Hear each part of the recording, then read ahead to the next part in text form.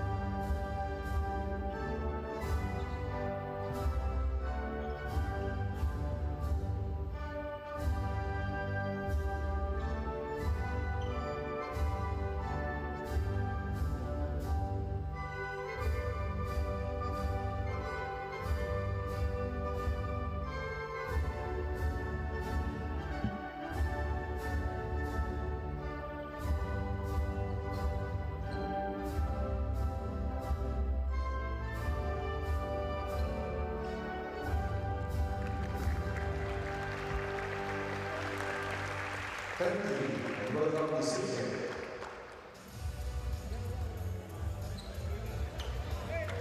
So just about 5 minutes away from the opening tip here between Philippines and Lebanon.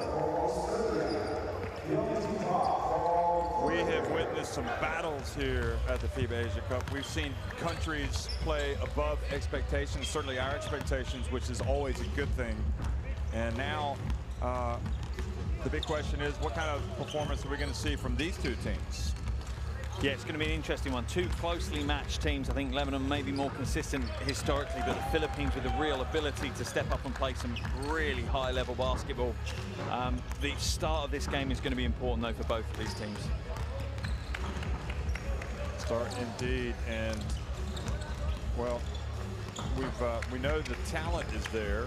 I understand there's a renewed focus in Lebanon with how they've been getting after teams, so it'll be interesting to see.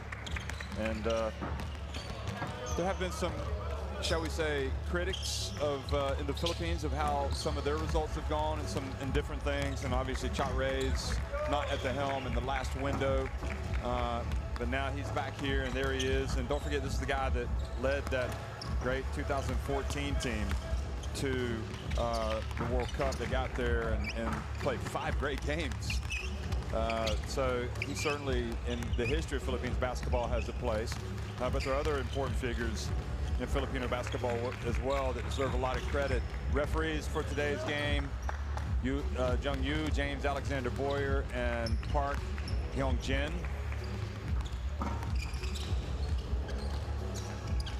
Good to see James finally getting the game tonight. We were talking to him last night, and it's full agreement that it's been a great start to the FIBA Asia Cup. 30 Ravena, Bobby Ray Parks, Kiefer Ravena, 30's brother, Sean Jeffrey Chu, and Carl Vincent Tamayo, who was really good at the Olympic qualifying tournament in Serbia. And RJ Abarantios, Poi Aram, Bando Lopez, Navarro, Belangel, Kimbao, all playing for Coach Chat Ray's, who is assisted, interestingly, by Nenad Vujanic, former New Zealand coach, somebody that I rate really highly. And obviously, I guess, strong connections to Tab Baldwin, also the former New Zealand coach, a former New Zealand coach who has coached Philippines. Eli Shamoun, Sergio Eldarwich, Karim Ezzedine, Wael Arakchi, and Jonathan Arledge in the starting 5 for Lebanon, with Zainoun, Ali Mansour, Ali Haidar, Kaya Yokichian, all coming off the bench, as well as Ali Mazir and Gerard Hadidian. And they are coached by Jad El Haj. Trying to hide from us, but you can run, but you can't hide. We got you. There you are. All 50-50, no and ones. When we need it, we have to do it. I want to open the game head. And next transition, I want it motion long, okay? So well, come this way. Use the right side. I don't know about you, Mark, but I like that attire of the coaches in the Lebanese. Smart casual, is that what we would call it? Yeah, we've seen a good mix from the coaching teams, right? A myriad. Some have really stepped up their game. They've got plenty of swag on the show, and yeah, Lebanon team is up there with them. Let's see if some of the other coaching teams step up their style in the next few rounds. Let's go. Come in, everybody. Hands in. Go, RJ.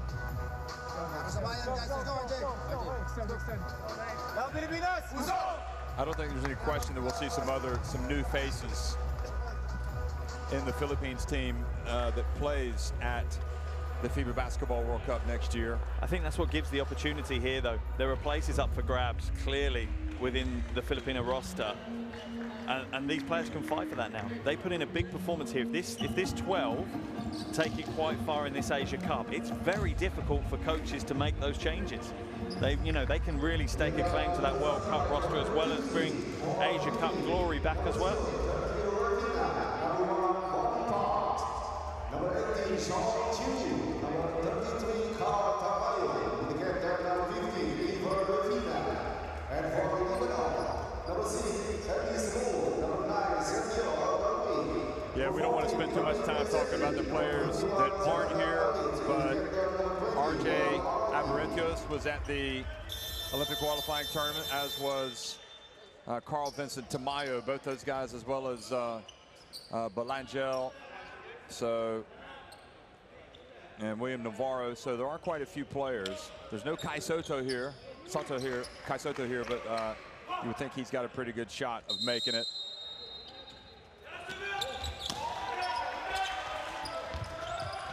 Well, hello everybody. We're underway. The fourth and final game of the day here at the FIBA Asia Cup, and also the last game of game day one. Philippines against Lebanon. Philippines winning the opening tip. And good defense coming out, and Lebanon forcing the turnover. Or the shot clock violation. Good defense.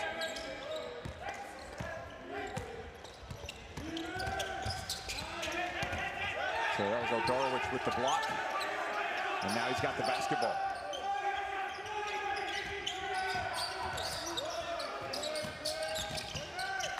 Arakji into the corner, and Shamoun.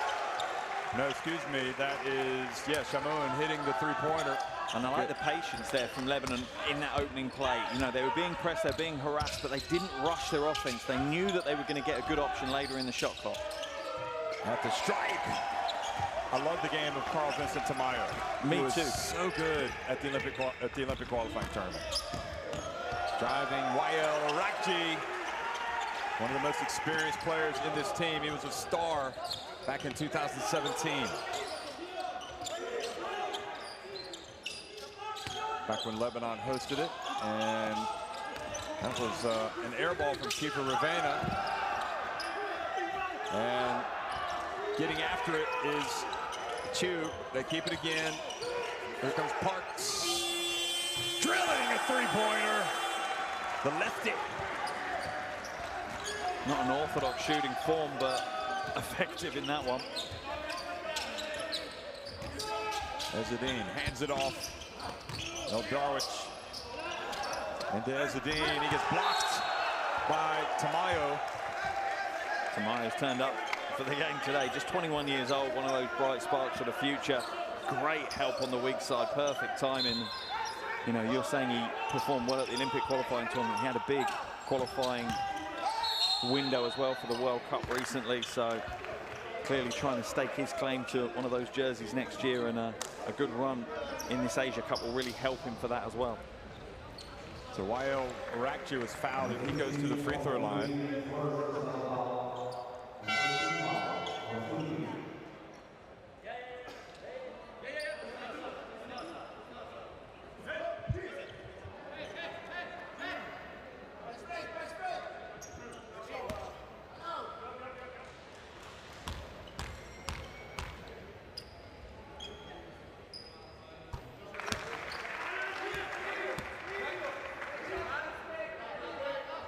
So Arakji, who is probably, I would guess, would win a race against any player out there in the court right now.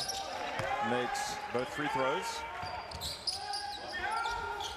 And Ravena over to 30. It's 30-30, gets it over to Bobby Ray Parks. Count it! That's a nice shot, and it's a great way to break that zone press. With Lebanon going into a 2-2-1 to try and put some pressure. Arakji off and running already. That's a perfect example to what you were saying. If he's blasting past Parks that easily, just shows how much pace he's got. He's kind of like a superhero out there. It's Mr. Speed. Now Ravena, he's got all the moves. He drives in, puts it up and in. That past Shamoun.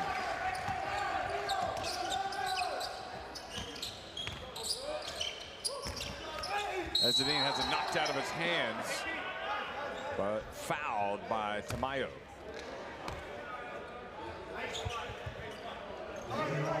There's 30 Ravena finding Bobby Ray. And you know what? That was pretty good defense. There's not much more you're going to do other than go out and hit him. Yeah. And make him make 3 free throws. I love the intensity there from Parks, trying to bust through that handoff. Wael has to pick up. Oh, I thought he lost his dribble. He picks it up, and this time puts up the long three. They have to reset the shot clock. And this time the charge from Eldarowicz. Yeah, I think that's the right call. It was more the dip of the head that I think gave that one away. Just there, the dip of the shoulder and the head, and a good stand in the end from Kiefer Ravina.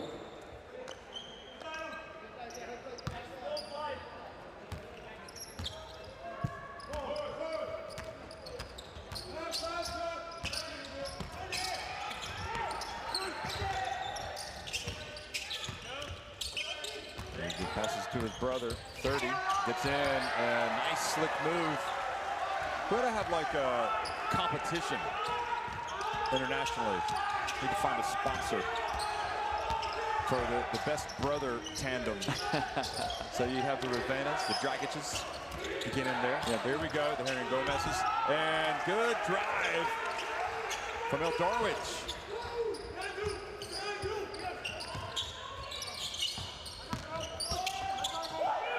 Eldarwich comes up with the steal, and look at him pushing quickly. And the finish wasn't quite there, but Arledge gets on the ground and gets it over to Eldarwich, who doesn't mess around, puts it up off the back of the iron. Now 30 Ravena likes the open game, gets it to Kiefer, who puts it up, and it's short. There for the rebound, Chu, and scores. That's beautiful footwork from Chu, and the pace at the moment is really interesting because Lebanon have tried to inject pace into this game, and I actually think that's negative for them. I think they'd much rather slow the game down a little bit more and force the Philippines to play a half-court game.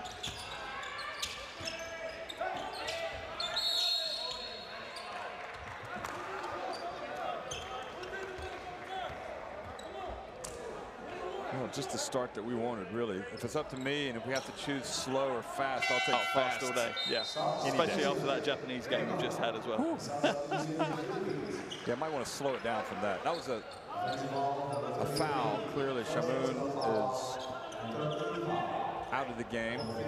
I'm not sure. Yeah, that Japanese team just turned that game into like an 100 miles per hour game in the second half.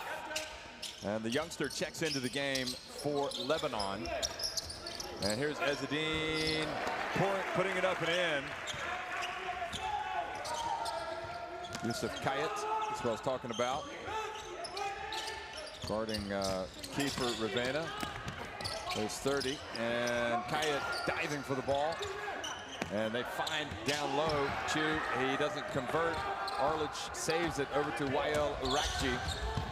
Arledge comes up a little gimpy. And there's Kayet.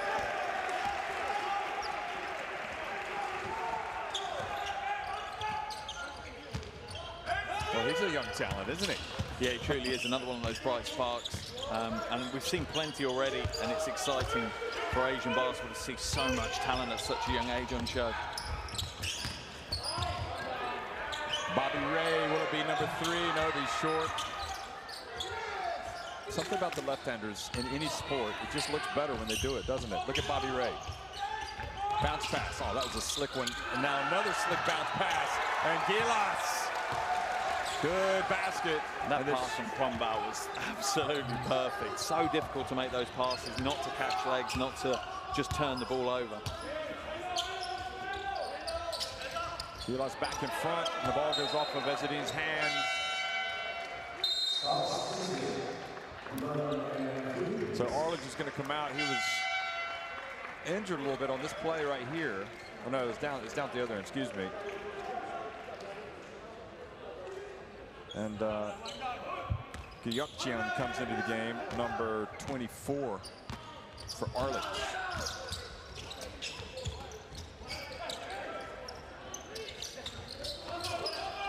Nice through the pick, tries to get a hand on the shot. Kayet can't rebound it. Ball into the hands, also in the game, William Navarro asking for the basketball. It goes off the hands of another player that's just checked in, Poi Aram.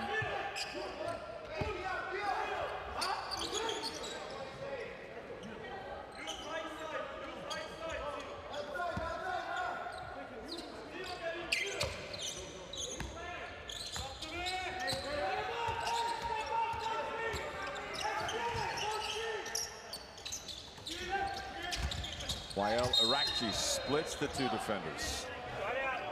And Aram called for the blocking foul. Yeah, he was just a split second too late. He made the right move. He was stepping up to try and block the lane to the bucket, but just a split second too late and catches the Lebanese player with his leg.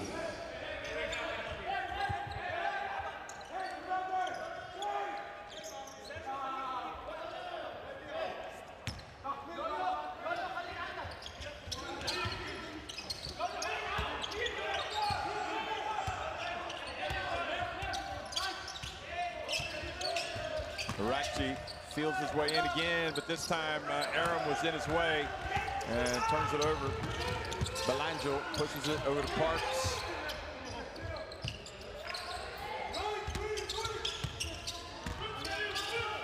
Here's S.J. Belangel. Bobby Ray gets into the paint, takes the contact, and Ezzedine, good job. And then Aram gets it right back for the Philippines. And Belangel hits a three. Boy, turnovers are costly. Yeah, and that's, you know, at this level, that's the key, isn't it? When you force the other team into making the mistake, you have to punish them fully, and that's exactly what Belangel did then.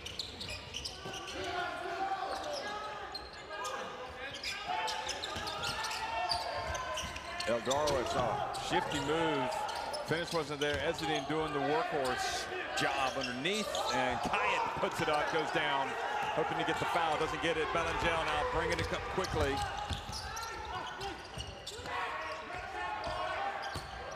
Aram over to Navarro, little runner. And Kilas landing a few blows here against the Cedars. Yeah, Navarro with a little soft right hand, and he had a good qualification window recently, starting to fight his way into the rotation here for the Philippines. So the first time out for Lebanon. Come on, use the fouls, all closeouts, all one-on-one situations. Give him Mizher for Wael and John for Karim. All is good, all is good. We are good. I want double Sergio. So Sergio, you are here. I have Haik the first one, John the second one. Ali. So use it till the end. You're a great Sergio in this situation. So use it at the end. Again, back screen. And here, you can curl, you can do it. Let's play long offense, use our fouls, guys. 2 minutes, we have 3 fouls to give. Attack a closeout, attack closeout. Use more extra passes, transition defense, better one-on-one. They have 6 offensive rebounds already. 6 offensive rebounds. Well, I don't know about you, Mark, but it really does kind of feel like I've died and gone to basketball heaven here. Well, we've been gifted some games, right?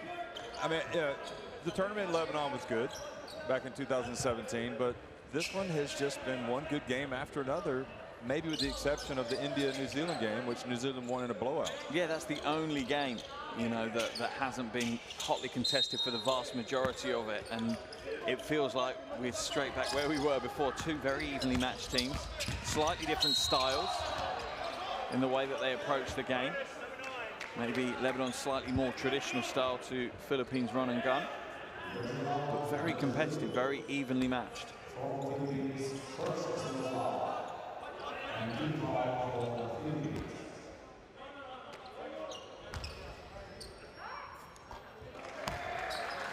So the foul, and Eldorwich takes advantage, makes the first.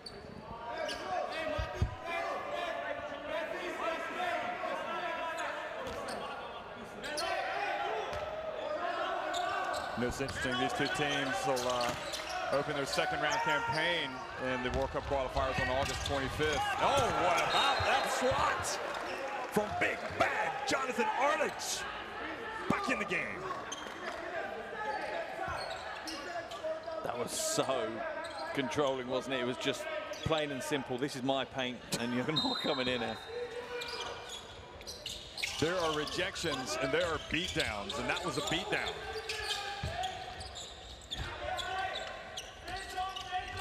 Belangel.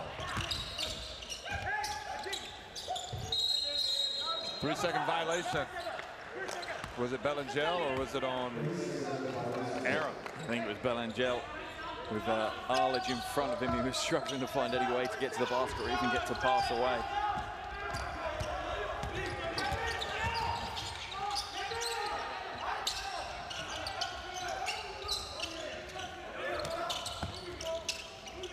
Also in the game, Ali Nazir.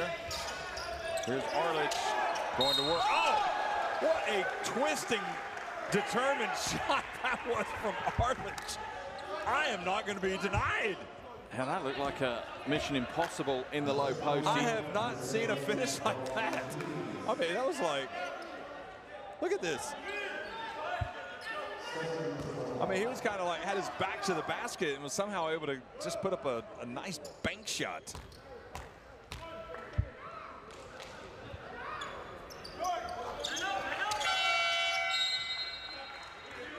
A little bit of toughness. You know, it was funny. There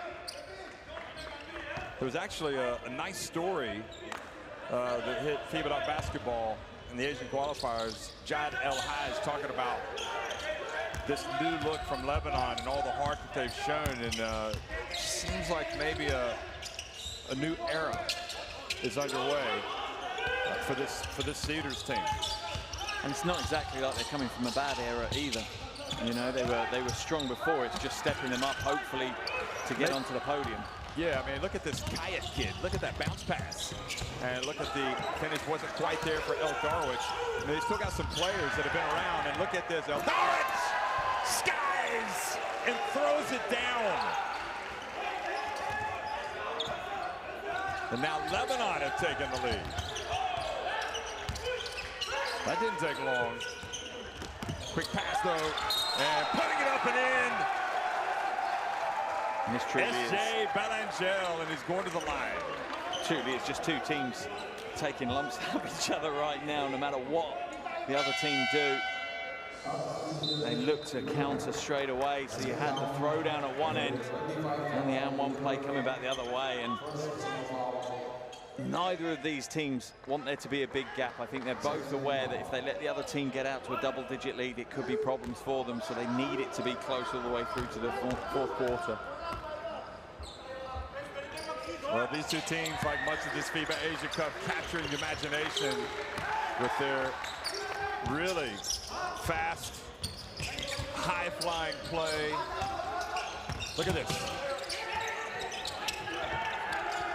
Wael Arakci brings it down, bounce pass, Arlich, and then you see some power. He misses. And the tap, and the Cedars couldn't get it to go down. Now 30 Ravena into the corner. They swing it. S.J. Balangel just putting a little bit of icing on the cake for that first quarter that has got everybody buzzing. Goodness. And that's impressive from the Philippines, being able to just mount that comeback straight away. You saw Lebanon starting to take a little bit of control of the game, trying to wrestle momentum away.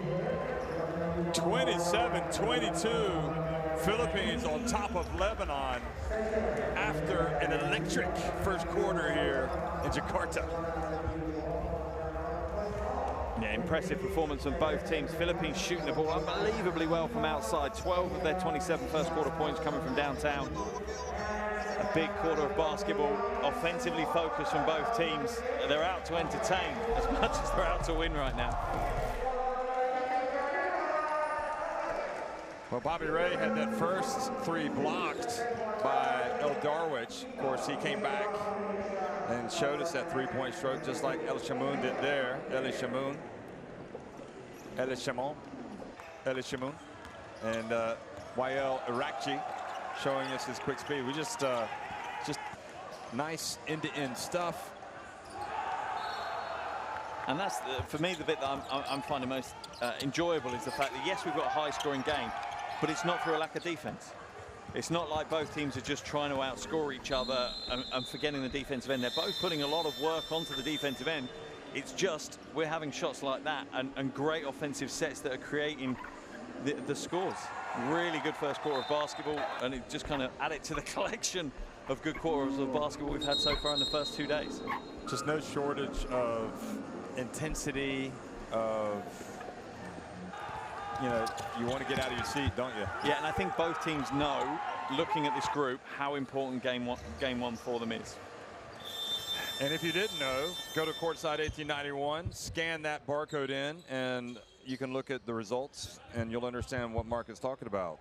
schedules, video streams, you name it, it's there. You know, this FIBA Asia Cup is just, again, I don't want to be over the top here, but reminding us of why we love basketball.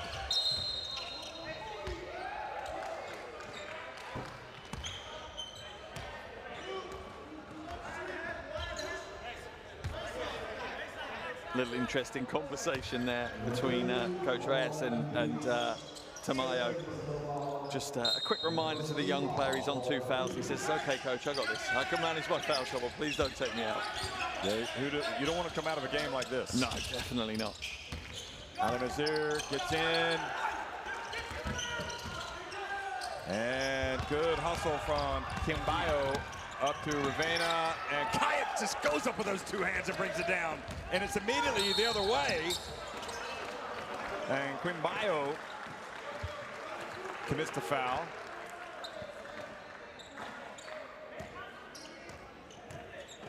And it's just lightning pace again. We've got another game where both teams really, really want to push the ball. They want to push the tempo against each other.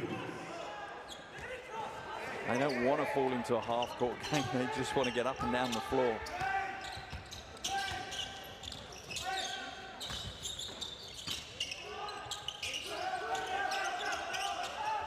Arledge to Kayat, and young man hustles back.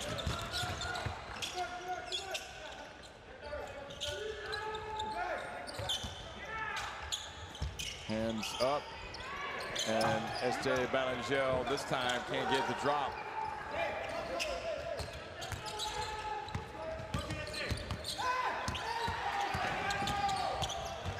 YL Araxi once again. Wow, give me some daylight and I'm off. And it's just a glimmer as well. It's not even like they open the door fully to him. He just sees that step, that quick first step to create the lane for himself. Oh, Tamayo. You say Tamayo, I say Tamayo. He missed it, and here comes YL Araxi. Kayat again. I thought he was going to throw it down, but he went old school. And Lebanon pulled to within 1.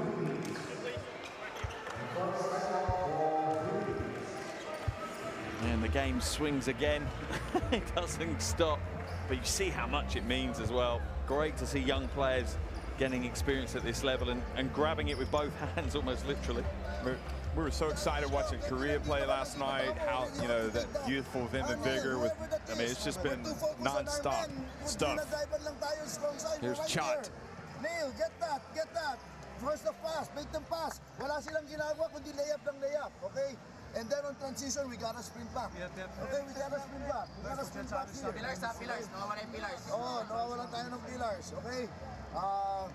Relax lang tayo. We know they're going to come back, okay? Don't worry about it. Now, when you penetrate on offense, Arledge is always helping, and then kinaklock nila dito. The skips are open. Look at the skips, okay? Let's go. Let's go, bro. Go, team on 3, 1, 2, 3. This is YL Araxi, who he just wants to get to the rim, doesn't he? Yeah, and then the finish from Kayat as well.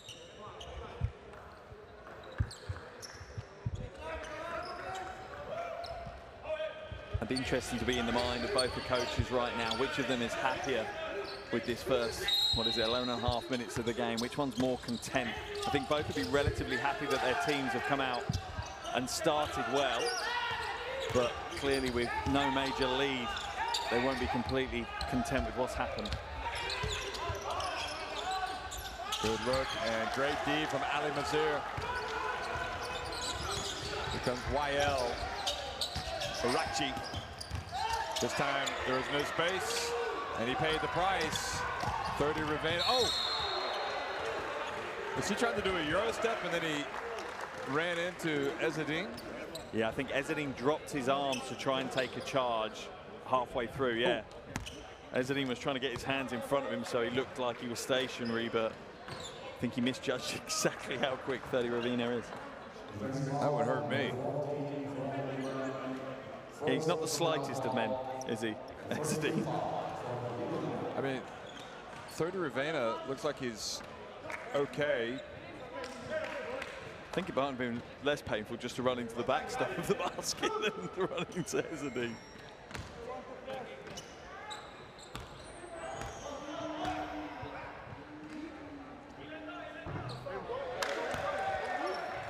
And you could understand if 30 Ravena is not on his A game after that collision. Just wonder if Chalk might be thinking about taking him out of the game just for a second. Yeah, just to recompose after that impact, that's for sure. Because that was sudden impact. Yeah, it was. That was going like from the movie. It was going from full pace to 0 kilometers an hour instantly.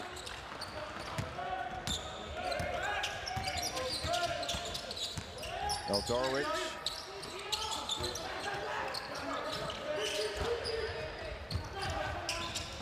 It's all about movement.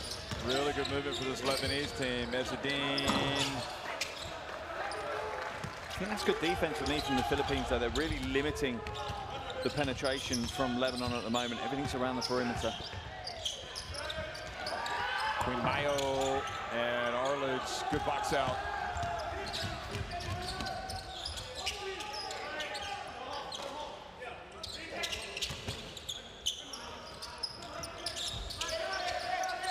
Arledge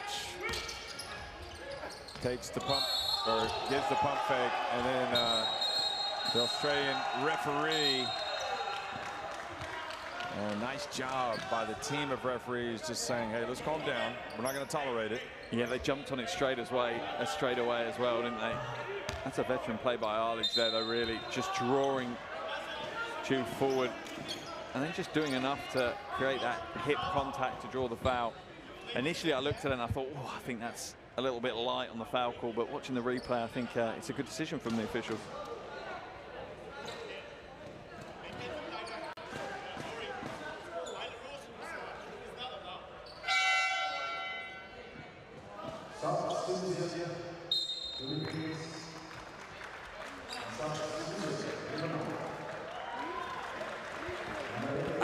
I got to be honest. I mean, he bit on the pump fake, and it seemed like he came back down.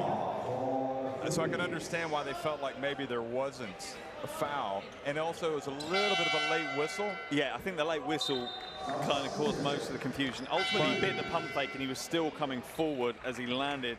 And I think the only thing for me that slightly changes it is that Arledge wasn't going straight up. Right. Arledge was trying to jump forward and create that contact. Yeah.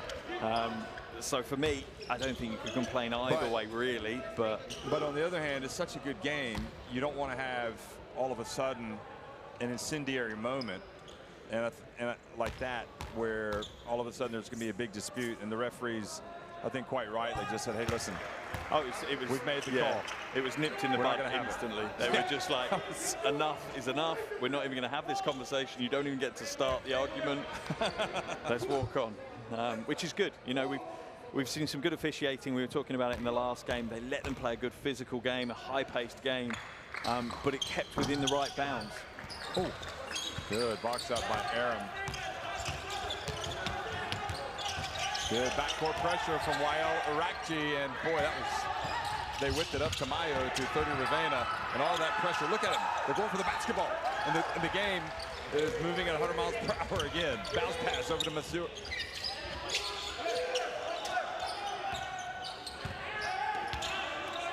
Mansour in the game, number 10, Ali Mansour. Wael Arakji doesn't get the drop, and then Ali Mansour goes in, ties up Bobby Ray, but Bobby Ray is fouled. That was a tough shot from Arakji. I think he was looking even to the last split second to see if he could get out of having to take that shot, but no teammates were open for him. RJ Abarentios back in the game, number 3.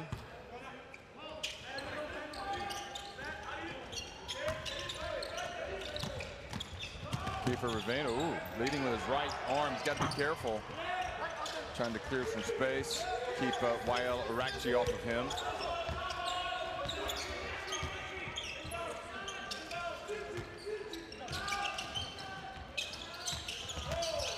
Eldorowicz just behind the elbow, misses everything. Ezzedine, right place, right time. Mansour passes.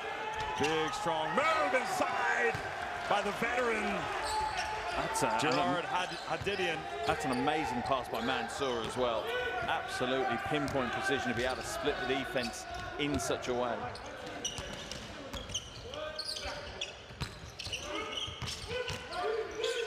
Here's Bobby Ray again.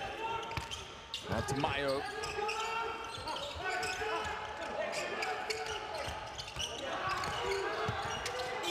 Boy, great defense. Seen some really good defense on both ends. Yeah, we really have. The second quarter was almost changed tack, really. The first quarter was all about scoring. The second quarter was all about defense. Lebanon holding the Philippines just to a single point in the first 4.5 minutes of this second quarter.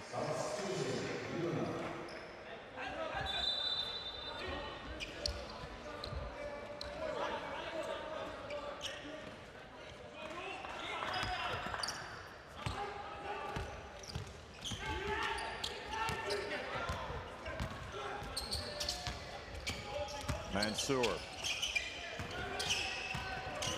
Oh, good ball handling from the big number 24, Gyeokcheon.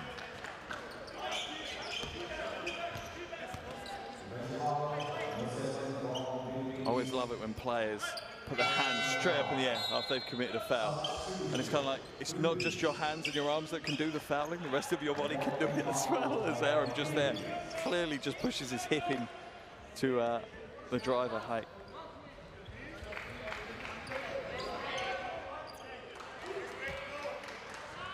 Well, just 1 point separates these two teams, and now 2.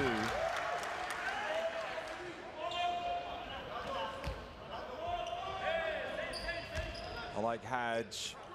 Seems like there's been some very good coaching appointments in Asia.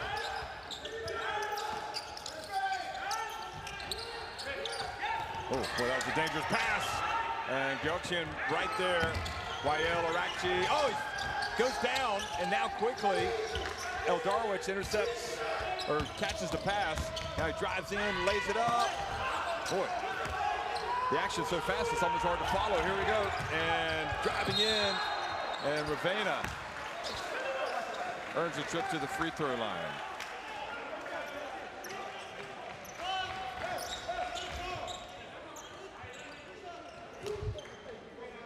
Yeah, and again, it's the right call. Gyeokcheon's put his arms right across Ravena. You're absolutely right. The pace of this game is blistering. Although the scoring rate has dropped in the second quarter, the rate at which the ball is being moved up and down the floor, and the teams are trying to push the game even further into a transition battle. Yeah, it's breathtaking. You know, you were wondering earlier if it was in Lebanon's best interest to push it, if they were playing into the Philippines' hands to try to really push that pace. Yeah. I'm not sure whose favor is in now. I'm in a bit of a spin with how fast this game's being played. Talk about fly pattern. Arakji, it's good. Touchdown. What was that? That was amazing. Less than 2 seconds. Wow. That offense. They saw all the Philippines players. That was a joke, obviously. RJ Abaretios and Gyeokcheon rebounds over to Wael Arakji. Hike. Takes it back outside to Ali Mansour. And he dumps it. Oh, how about this game has a little bit of everything. Gerard Hadidian. He was just trying to catch it and it went in. Hey, take the points any which way they come your way. I'm pretty sure he's going to smile at the next dead ball. Keeper Ravena spinning, putting it up, but short. No, it was the fadeaway killed him. He didn't get the correct positioning of his feet, and then fading away, just didn't have the strength really to get the shot away. While Arakjian, look at that, doesn't force it, passes out to the court. Oh, look at the bounce pass, Gyeokcheon again, or no, excuse me, it's Hadidian, and he stays with it. And that is a big phase of play for Lebanon, moving them 7 points clear in what's been such a close battle. And the Philippines still only 3 points in this quarter. I wish we could see the one where it just went in kind of by accident. That's sticking with it, and Lebanon have gone ahead 37-30. Timeout, Gilas.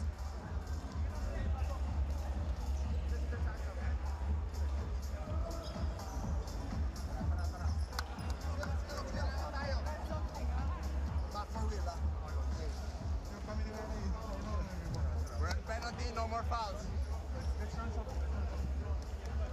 Okay, dun lang tayo nayayari, di ba? The knockout plays, loose ball, di ba? Ang daming loose ball, natunahan tayo sa loose ball eh. Dapat pag loose ball, atin lahat yun. Okay? So, and then when we're ball watching, when we're defending, gumalaw tayo, humihinto na tayo. E tumitira pa, pwede pa tayo rebound eh. Okay, after you defend, you get in there to rebound.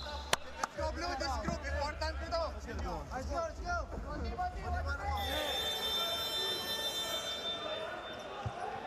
There you go. Your wish is their That was command. it. Yeah. Just bats it up. That's the play of the day right there. Let's have one more look at it. Oh, I can't quite get. Oh, you know, I think it was Kwambao. the Philippines. Yeah, Kwambao that knocked it in, and it went. Did it go off of his hands though? I don't know. Hadidian. Oh well. But if it goes off Kwambao's hands, it gets accredited to the captain, doesn't it? That's the. Yeah, of course. So it gets. Oh, does it? It doesn't go to the closest man. No, it goes. It's supposed to go to Keith Ravina, I think. It should go to the captain. Gets 2 points. But who's the captain of Lebanon?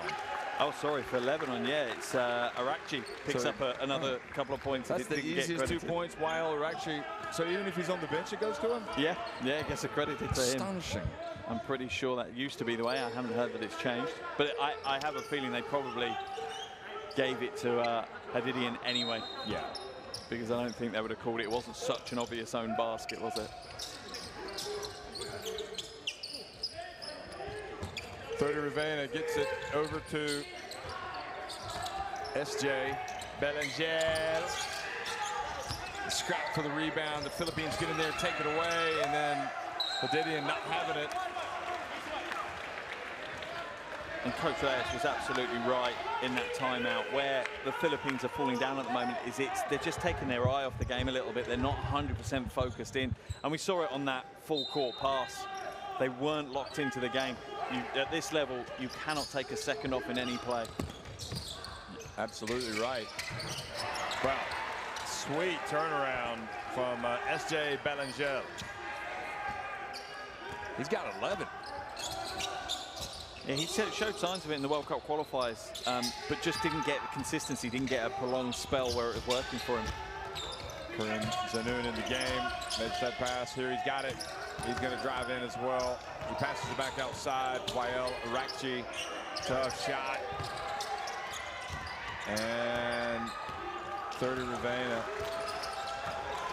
You know, we talk about squad depth, and we see it here with Lebanon, that's for sure. 30 Ravena, though, drives in, puts it off the glass and in. And I think that was an important play. We're at a stage of the game for the Philippines where they need some of those big names, some of those stars to step up and really carry that pressure for the team.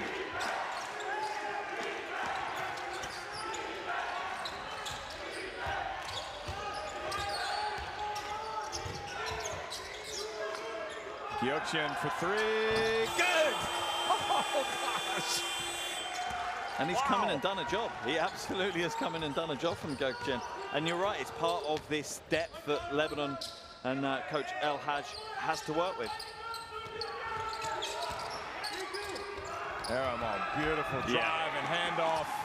Wonderful. Could have been selfish, Kwambao there. Could have looked to just go and try and draw the foul himself. Instead, just hands it off for the easy score.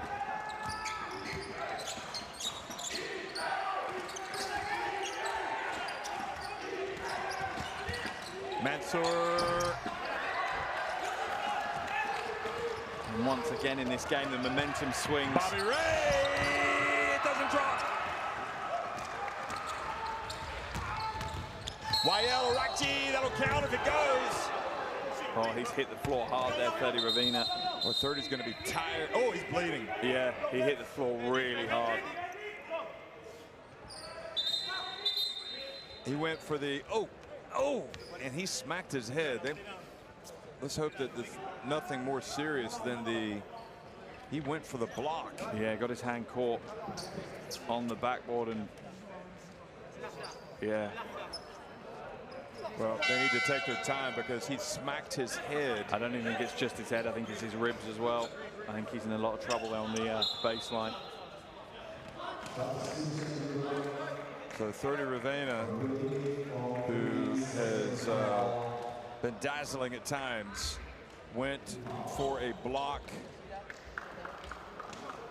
Good hard play, and you know, I guess anytime you kind of get your legs taken out from under you, that's what happened. Yeah, this is where it can be a dangerous situation.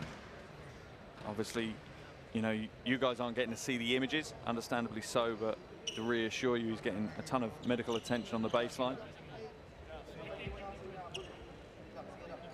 So these guys have been absolutely putting it all out there tonight.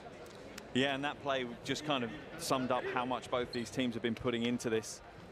You know, they put everything on the floor. They're chasing every play as hard as they can, and sometimes in this situation for 30, maybe a little bit too hard, if there is such a thing at this point in the tournament.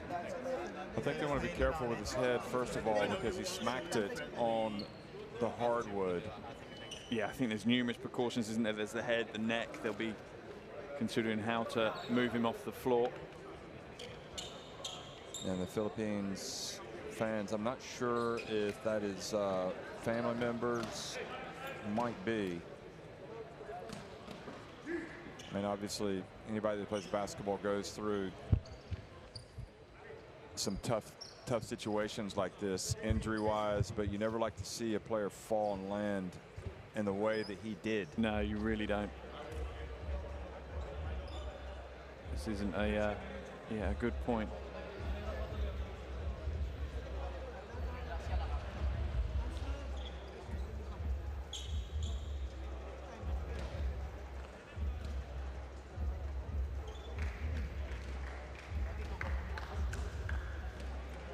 Yeah, plenty of concerned faces around 30 Ravena at the moment. He's moving. He hasn't moved. I think got probably up. the lack of movement for the most part is because he's being advised not to move. Yeah, it's I not think like, so because too. he was kind of stirring around at the very beginning. And Yeah, then he was. He got back. He kind of got back up, didn't he? And then the blood. He saw the blood and he went back down. Yeah. So. And I think, like you were saying, that's the first priority for the medical staff was the blood, was to stem the flow on the cut that he gained from contact with the floor. They're going to help him back up now, it looks like. So Francis Lopez over there on the bench. Yes, they're going to help him sit back up. And rightfully so, receives a round of applause. He's going to be shaken up when he gets up, that's for sure. They're going to put him in a wheelchair, it appears, as opposed to a stretcher. Which I don't know how to interpret that. Well, I presume they don't think there's a risk to the neck or the back. I presume it's just maybe a concussion, so he might be dizzy. So walking probably wouldn't be the right course of action. I think that's probably their biggest concern that they've assessed. Everybody on the Philippines bench concerned. Assistant coaches. Referees, meanwhile, huddling up, and Chatre's obviously the only thing he's worried about is his player.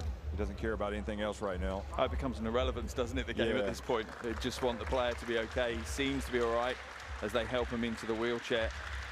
It's never the sight you want to see, though. It's pretty much the worst sight you can see in pro sports, is a player to have to leave the court in that manner. Let's just hope that it's being precautionary more than anything else. To be honest, it looks like it is. I think it's just to the impact of the head. I think there's clearly going to be a worry about concussion and things like that in that situation. He's just giving a thumbs up to everybody that he's okay.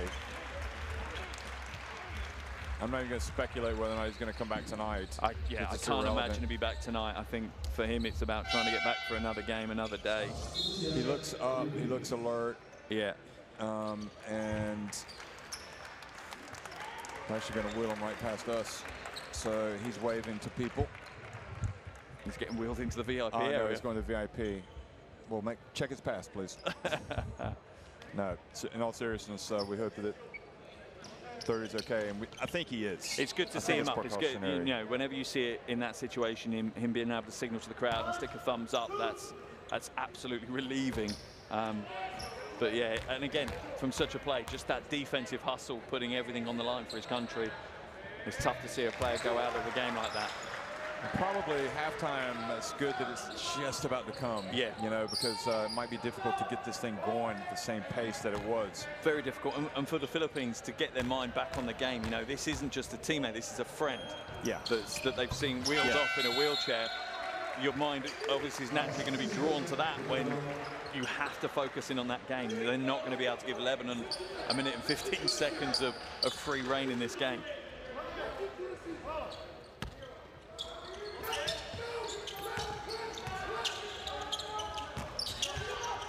Good hands. Arledge forcing the turnover.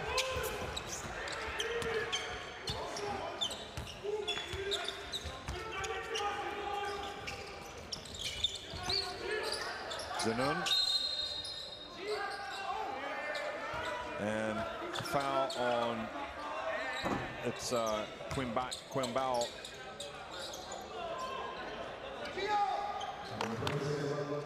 And this is a precarious point in the game for the Philippines. They are close to the locker room, just 55 seconds, but they just need to see out this time.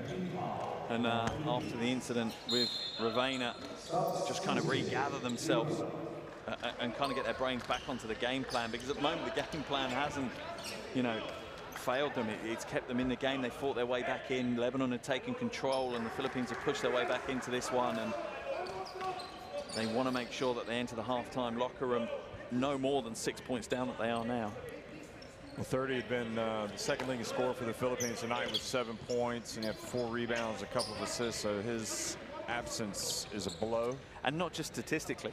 Yeah, as a leader and as a veteran and as kind of an icon of this team, that you see other players in that team look to him for guidance and leadership. When they were struggling, it was him that put the team on the shoulders offensively and tried to create something on his own. So yeah, how the team react to this, whether they kind of sit in shell shock for a bit or whether it steals them, they kind of have that mindset, we're going to do it for 30, he's out injured, but we're all going to step up and put a few more % onto the floor. Arledge, meanwhile, takes the lead up to 8.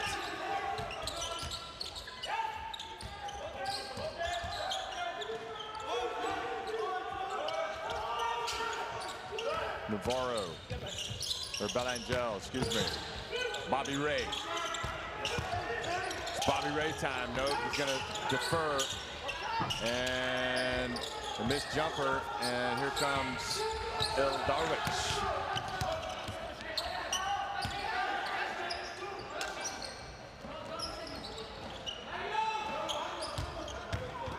Philippines should get it back if they, including if they score. They're going to score. No, he misses, but the putback is there. Philippines have time. They don't have to hurry. They might take it too soon. Nope, they're going to hold it back. Now Bobby Ray for 3. He's fouled while attempting the 3 by Ali Mazir. Almost got it to drop as well. Just a few more centimeters on that, and that would have dropped. That would have been a huge play for the Philippines to close out this first half. I think they're going to make him earn it from the free throw line. I was sat here shaking my head at that play, though. I don't know. They got the break. I know there was still 7 seconds, but he could have had that layup and taken the 2 points. Instead, they rotated it round, and now they do have the chance at 3 points.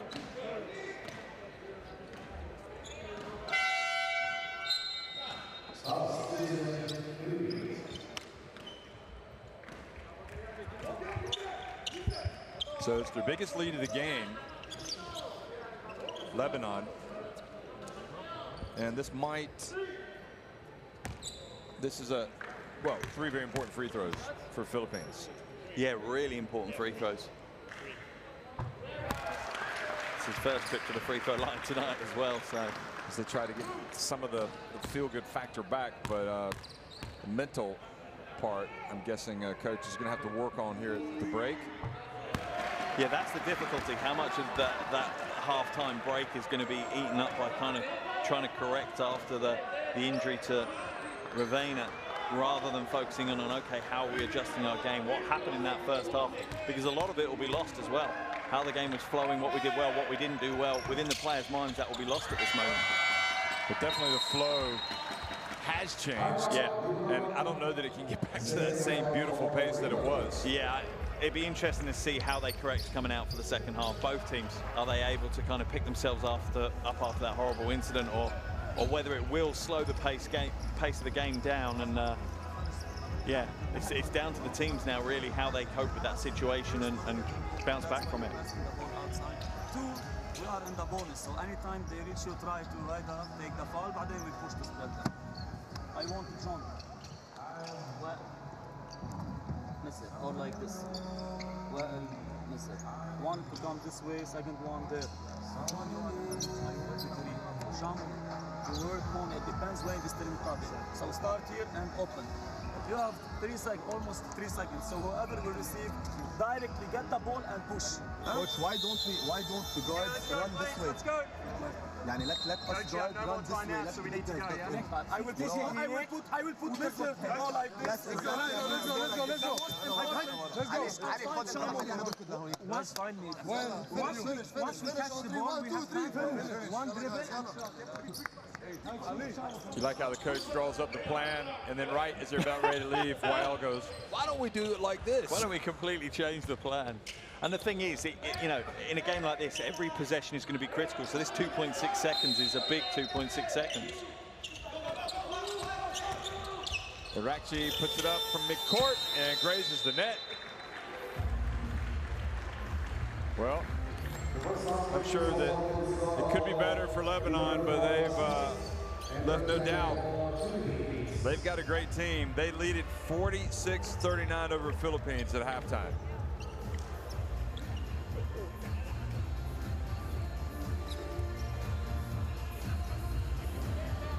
Yeah, and Lebanon will be happy with the two teams. They've played better across the board. There are the shooting percentages, but Lebanon have just had more control of that first half, the high-paced, chaotic first half that we've just had. Very impressive from both teams. Obviously marred towards the end with the injury to 30 Ravena, but yeah, a good first half of basketball again here. Arakji leading it for Lebanon with 12 and Belangel with 11 for the Philippines.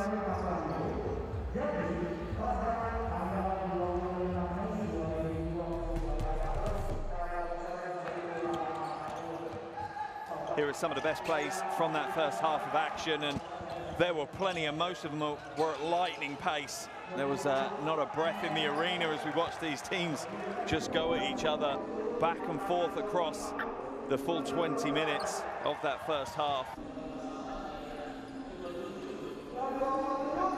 And 7-point lead for Lebanon at the half.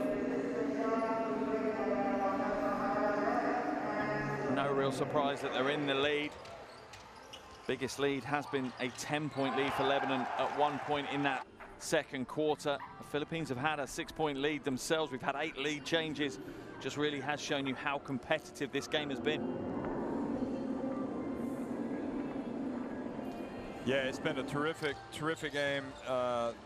Interestingly, I mean, just the speed and the pace and the intensity is where you want it to be, much like we saw with China, Korea, much like we saw with Japan and Kazakhstan. But where this game differs from those two games, I think it wasn't quite as physical, yet it has actually come up with that nasty injury, but that was more of a case of 30 Ravena going up for the block, and I can't remember who it was that was underneath him, but he lost his balance, obviously, and fell down, and that's probably the most dangerous situation in basketball. That's why you don't foul players. You have to be really careful when they go up, when they're off their feet. You know, but also just goes to show as well, you could be the shot blocker in that situation, and it can still be dangerous. Absolutely. You know, obviously, if it's done illegally and intentionally, it's called submarining, and you hate to see it. And if it's done unintentionally, doesn't really matter. When you're flipped like that and you're in the air, you have no control. Best case scenario is that you get your arms down, but that can hurt you as well. So hopefully he's okay, and we get to a good second half here in what's been a great first half of action. 46-39, Lebanon on top of Philippines.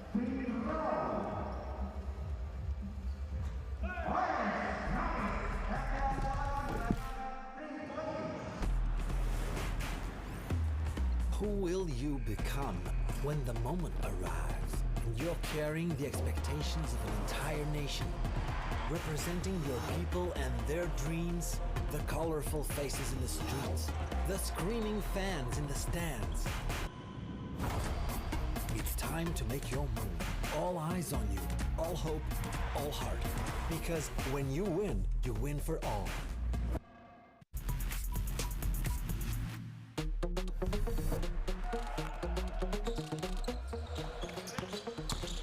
Swaki drives in, and Guari gets the rejection.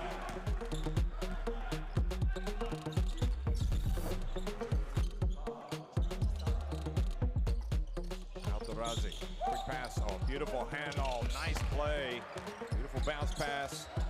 Yeah, Hamuda there just reading the play perfectly, the timing as well, he waited.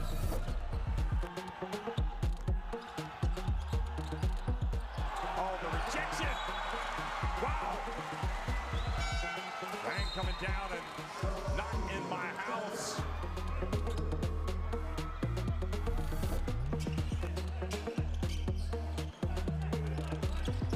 Al-Tarazi puts up a three, banks it in. I think he was trying to get a foul. I think he knows the contact is coming, so he goes up. And he gets it off the glass and in. Saudi Arabia now being aggressive and coming down with the basketball. That was Al-Marwani. And then he gets a bounce pass. And Al-Marwani, the other Al-Marwani, throws it down.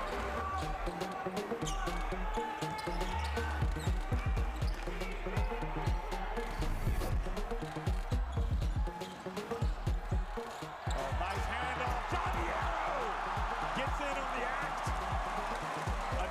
An unforgettable night in Indonesian basketball.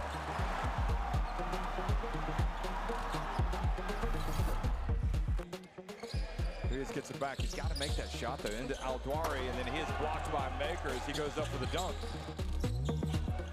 That's a great block from behind. It's such a difficult skill to get the timing.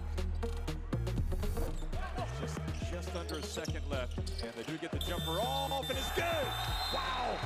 And guess who it was? Liu Chun. And Chinese Taipei leading it.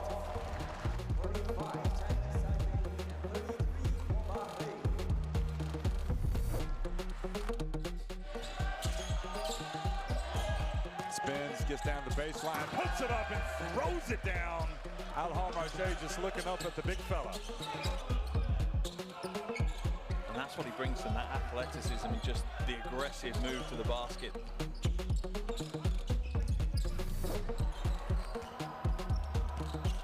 Alley-oop, oh, Bowling goes off, flushes it. He wanted the and one. That is a big, big play.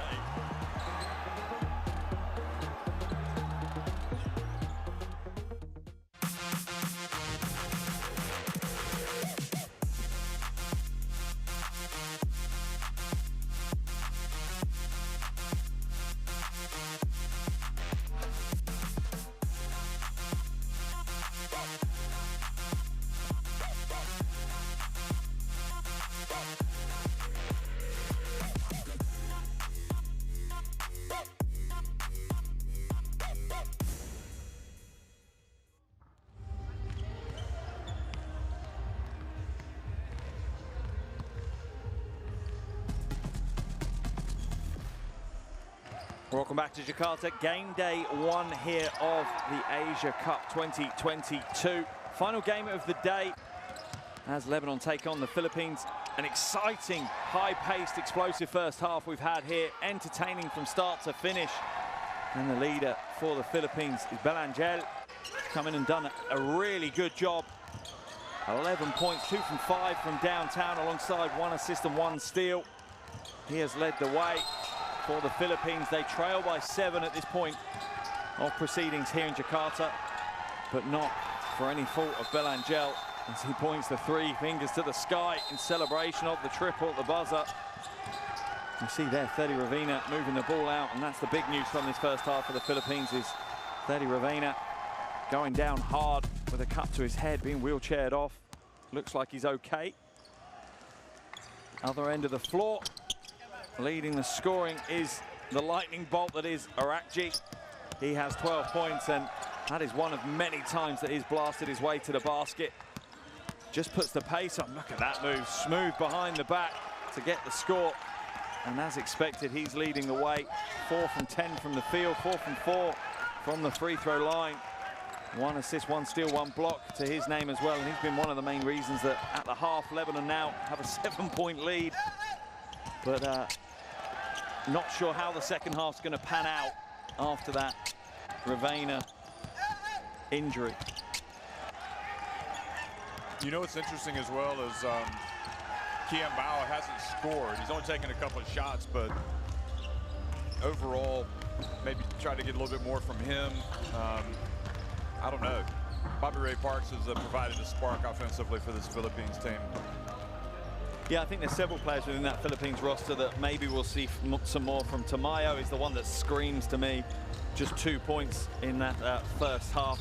I think he struggled because he's trying to get his points close to the basket, and that's a little bit difficult against a strong front court, particularly defensively from Lebanon. But yeah, I think you're right with Quan Bao as well. Navarro potentially, if he gets a little bit more time on the floor, will be able to produce. But it's down to how Philippines recover from seeing pretty much one of their emotional leaders wheelchaired off. He's out there. He's come back, and that's the best news of all, warming up. And it looks like he might play. Is it me, or is that not the definition of a warrior? It reminds me of Willis Reed in the New York Knicks. From 1 minute having your head slapped along the floor and split open with blood pouring everywhere. And we're talking, what, 10 minutes, 10, 15 minutes since that happened? And he's now back on the floor ready to go again. And I had a quick look on social media during the half break, and, you know, so much love for Thady from the Philippines fans, and I'm sure they'll be relieved. Most of them concerned.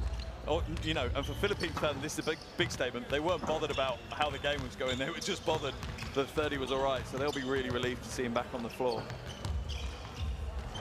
I think he's getting enough respect from his teammates as well right now. I think they understand how big that is for him to step back on the floor. It still takes a little bit of the air out of the balloon, and they're going to have to rev the engine to get it back to where it was.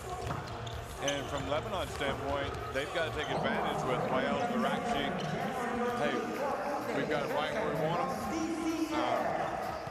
Yeah, it seems cynical in a way, doesn't it, to take advantage of that? But you absolutely have to. You have to find whatever weaknesses are offered your way and make the most out of them. For Lebanon, a 7-point lead. I think they'll be quite happy if you were to say to them before the game, you'll be up by 7 at the half. They'd have probably taken that because they know that this was going to be a tough game for them.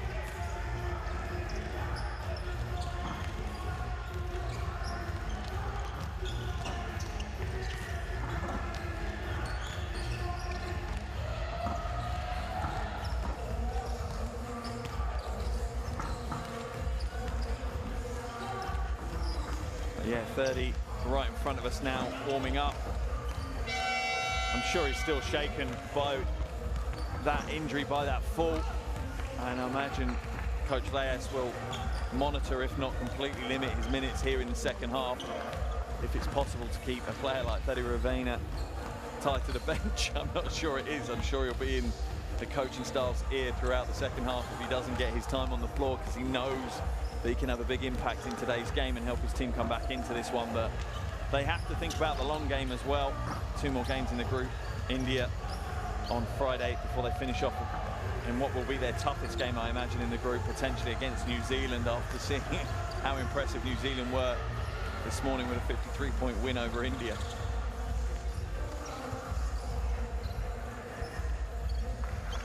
So Thady Ravena slapping some skin with everybody, getting hugs and kisses, and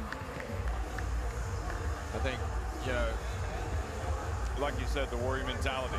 Yeah, It's just an injury. It really is. And particularly for that jersey.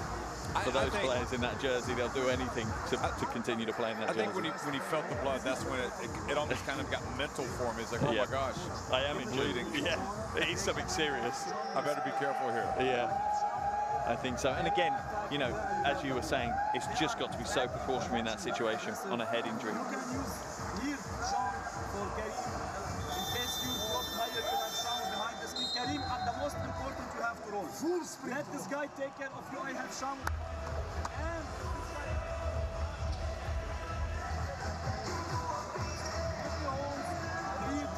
transition. The most important, how we open now.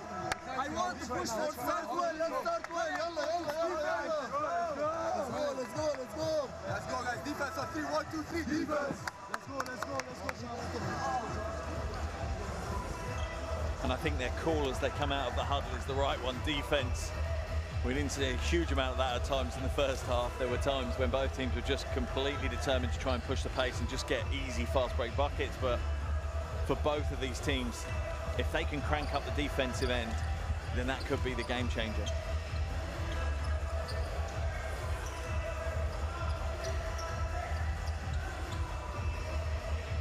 So it's going to be Kiefer and 30 Ravena that will be in the backcourt along with Chu, Bobby Ray, and also number 33, Carl Vincent Tamayo. Kia Bao is going to be coming into the game, no doubt, at some point, along with everybody else. Both these teams going to deep rotations. Wael Arakchi and Eli Shamoun, Ezzedine, Arlich, and El Darwich for Lebanon. Nice sportsmanship from El Shamoun, slapping hands with 30 Ravena right here before the start of the second half. So we're underway in the third quarter. Philippines trailing by 7. Bobby Ray, who just hit some free throws, comes out and strokes a three-pointer. Is it me, or does he have a look of Carmelo about him? The way he plays the game, a look of Carmelo about him. He's got that kind of Carmelo Anthony, the way he moves and the way he shoots the ball. El Shamoun gets it right back. Wow. There's not many bigger compliments as well to give a player than putting them aligned with someone like Carmelo.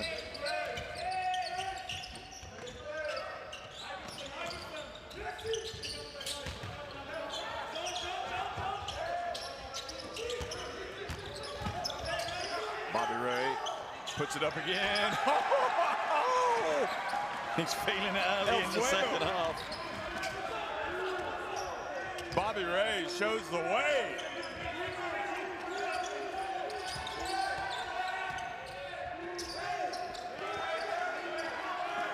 Back to a 4-point lead for the Cedars. They're like, we can't put these guys away. Wael puts it up and in.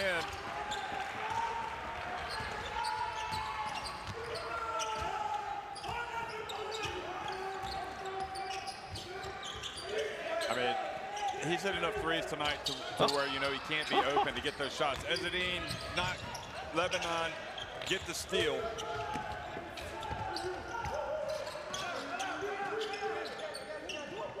It's quite interesting. Absolutely, the defensive pressure has been turned up in this game in the first minute of this second half. But already 11 points have been scored, even though the defensive level's gone up. Ezzedine shows his three-point stroke. And it really feels like we're just right where we left off, right when he got injured now all of a sudden. Yeah, I think our worries were falsely held. Tamayo hits the three. It's not just the inside game for Carl Vincent.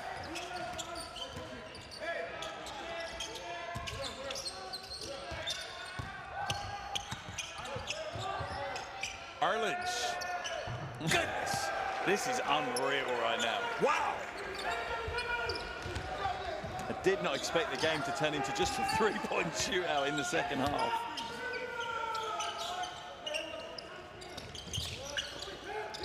Bobby Ray, this time inside the arc.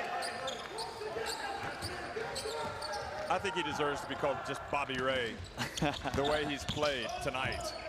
Here's Wael Arakchi. Just go by the first names. 30 can't quite chase it down. He says, hey, Bobby Ray, just calm down a bit. Back to a 9-point lead for the Cedars. And they've got the basketball.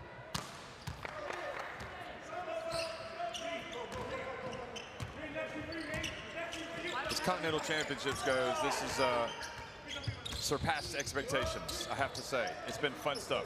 Yeah, it's unbelievable. Game 8 of 36 in this tournament, and I don't think we've had a minute which hasn't been entertainment. Even in the blowout earlier today, it's been so entertaining.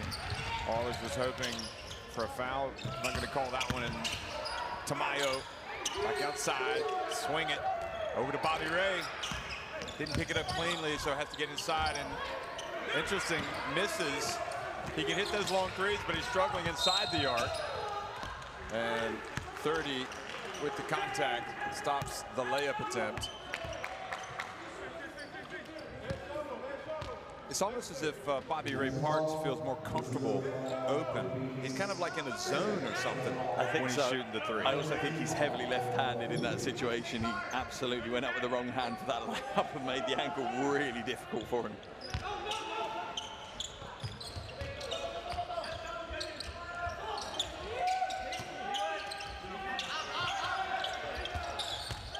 Oh my goodness! Ready for takeoff or what? El Darwich has got some hops. It's that quick first step as well, and he just left Parks completely in his dust as he blew past him. 30. Wow, we have died and gone to basketball heaven. It feels that way. It really feels does. that way. You don't want to wake up. Here we go. El Darwich. Ezzedine steps behind now inside the arc. Gets it back to Arledge.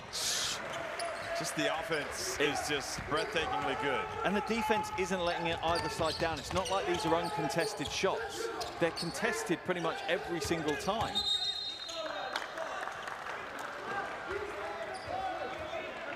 Oh, foul. This was El Darwich. What a finish. But the teams have now combined for 27 points in 4.5 minutes. It's just lightning. You know what? The bottom line is there's just no substitute for speed, is there? No, I mean, no. You know, we saw it with Japan earlier today, and we're seeing it with these teams. Bobby Ray and short, so we have to start calling him Bobby Ray Parks again. He's going off the boil. Interesting now with the Philippines moving into that 2-3 zone, trying to close out the inside, but just going to offer up some shooting opportunities. Oh, there's the yeah. Arledge. Cedars are showing us something right now, folks. The boys from Beirut are balling. Parks, ball knocked away, might need a timeout shot. El Shamoun. For me, I think Parks probably potentially needs a little bit of a rest now. They need to take him off the floor. He's starting to blow a little bit. And the way this game's being played, the pace, the rotations that both these coaches run is critical. You're loving that alley-oop action, aren't you? Ah, it's beautiful. Precision. And the baseline cut as well. The lob action. Yeah. R6 to see. Park says he's okay. He wants to stay in. Who wouldn't though? Who wouldn't want to? This is a basketball player's dream. You're playing in an all-out offensive attack. Explosive move by 30. He's okay. He just missed the shot. And of course, the counterattack is on. So Gyeokcheon races to the other end, and lo and behold, this game has opened up into a 14-point lead for Lebanon.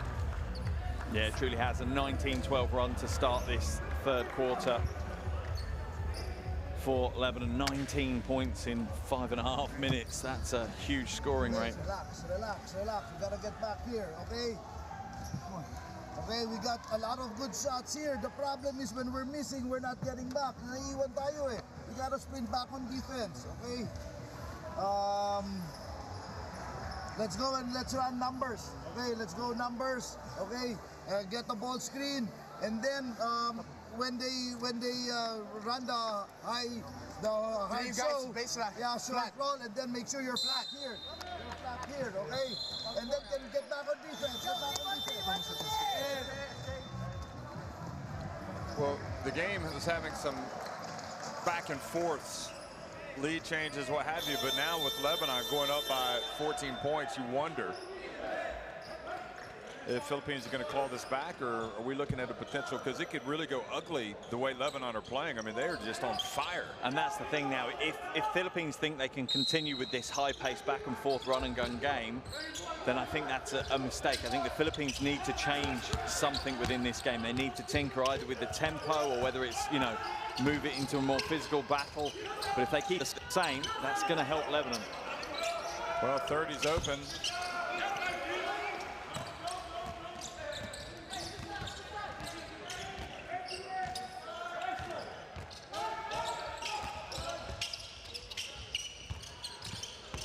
Oh boy, good ball handling from number 34.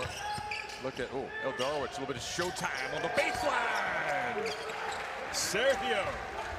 And it's down to the Philippines now. It's them that have to disrupt Lebanon. Everything is going the way for Lebanon now, and the Philippines need to make some changes.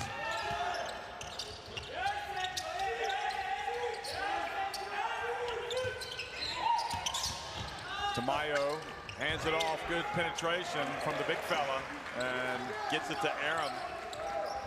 That's a smart play. He had patience. He didn't panic when things were closing in on him.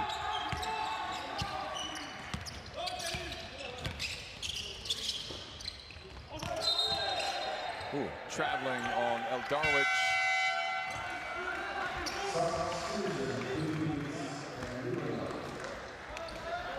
Ali Mazir, and also coming back into the game, Hadidian. So Ezzedine and Wael Arakchi go take a seat. The one thing that plays in the favor of the Philippines right now, though, is although they trail by 14, this is a high-paced game, a high-scoring game. So 14 isn't as big as it would be if it was a low-scoring game. Well, talking about that, SJ Balangel with the three-pointer, and all of a sudden, it's an 11-point game. Yeah. Three-point shot can get you back into it in a hurry. And the Philippines can certainly hit those.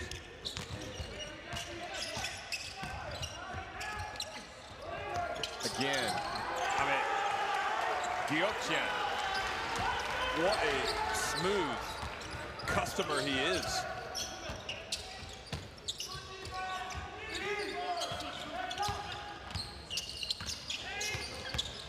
Belangel. Now quickly Mazir.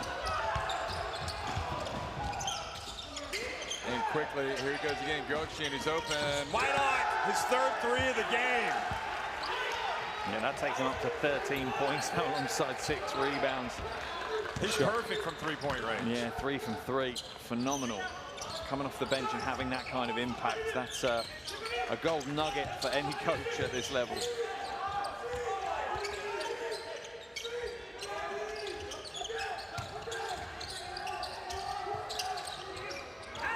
And Kian Bao can't get it to his teammate. The ball batted out of bounds with 0.8 seconds on the shot clock. And they're going to take Parks out of the game now, and I just think it's a couple of minutes too late. He's not been involved in the offense hardly at all for the last couple of minutes. I guess the temptation is to leave him out there because you know he can shoot it. But yeah. At the end of the day, just give him a breather, maybe he can come back. And that was another look at Gyeokjian's deadly third three-point shot.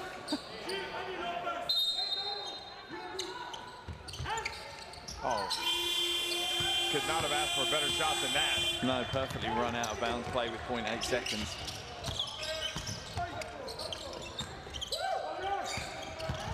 And Gyeokjian run off the three-point line, so Lebanon more than happy to run some offense.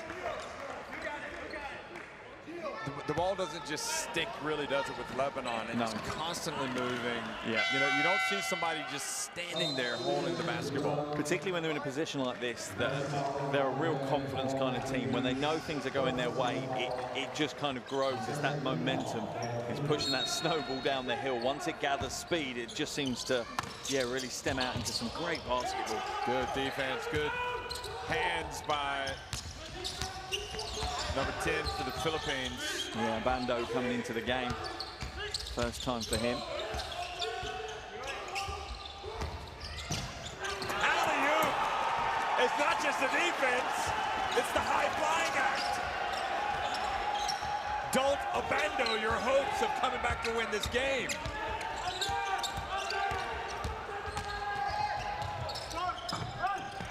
And Wael actually sees his attempt go off the rim, but offensive rebound, and Yamsian! 4 for 4 from deep.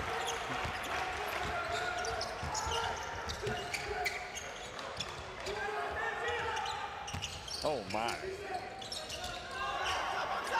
Abando a little bit long this time. And William Navarro's attempt rattles out. Kayat with the rebound. Yeah, they'll slow it down and try and take the last shot of the quarter now. But again, the game's just turned into a lightning free-for-all.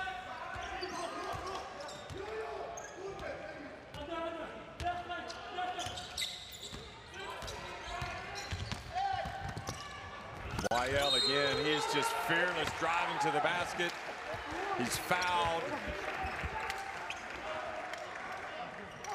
And that's your captain. And he's been doing it all game.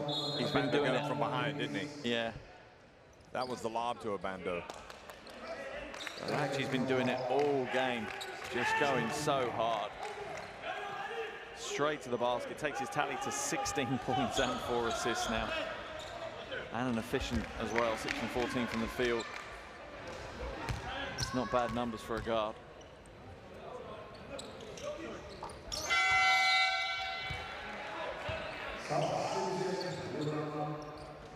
So Zanu comes into the game for Wael Arakji, who has 17 points, 4 assists.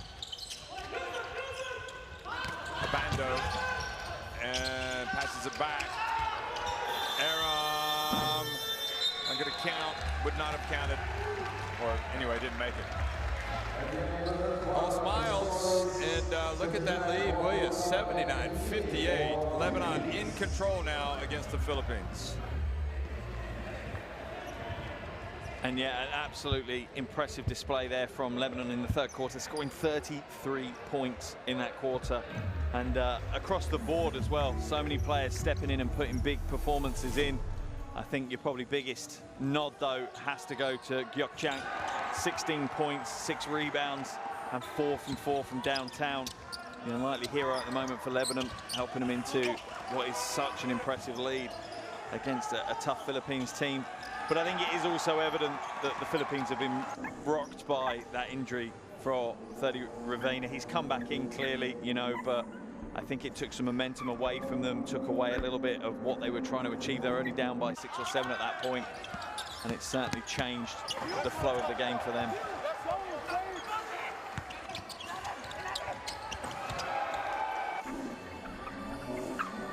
I don't think if I were a Philippines fan that I would be too alarmed by this performance. I mean, I suppose in a way, we knew that Lebanon was good.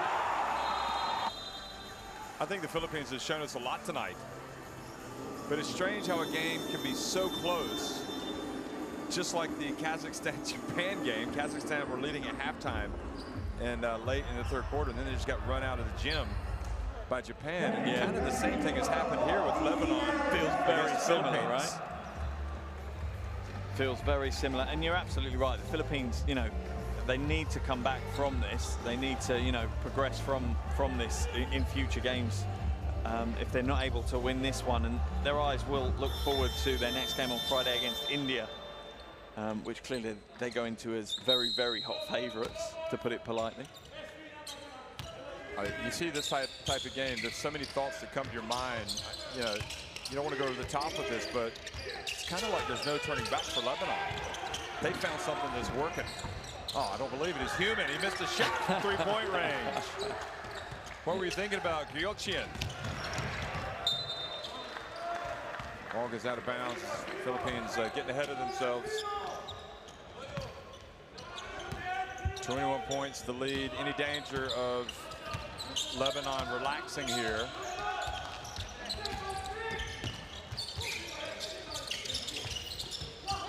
Aram fighting from behind. Behind the back pass. Look at the hustle from Hadidian. Then he tried to get it to Hyatt. Uh-oh, look out. Here comes Gilas on the break, and it's going to be the lob. Oh, boy, he can really get up, can't he? He couldn't catch it cleanly, so he just kind of tapped it over. Abando.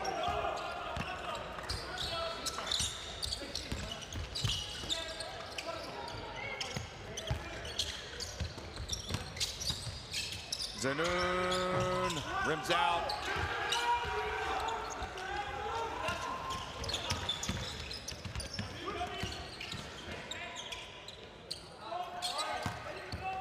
Kiambao loses it out of bounds. It did look like it came off Mezher's hands. Here's another look at it. That's the lob for Abando, and the soft touch, to be fair, it's good that, you know, he read that situation. He wasn't quite in the right place to throw it down, so yeah, having the wherewithal to just lay it in. Yeah, I didn't think he caught it quite cleanly, but he did in the end. He went old school alley-oop on us before the dunks were allowed. The old man alley-oop, that one, isn't it? So that was a missed opportunity for Gilas. They need another stop. Arlich outside to Mezher. There's not much time left. Hyatt fouled, shooting the three, and Kiambao has committed the foul. Yeah, he's taking his frustrations out in the wrong way now, Kiambao. He's looking up at the scoreboard and sees his team down by 19, and that's a smart move by the coach, taking him out of the game, bringing back in Tamayo. Just 21 years of age, 28. Kiambao is going to learn. This guy, just 19, if you can believe it. The start of what is most certainly a beautiful career. I mean, this guy's special. Yeah, absolutely. You know, athletically he's gifted, but he's also got some of the fundamentals there. And from an attitude perspective, he's come onto the floor with such motivation. He's chased everything down. He's thrown himself onto the hardwood just, you know, to secure this win. He knows how important it is for Lebanon to get out to a good start. And zooming out from him, how impressive have Lebanon been today?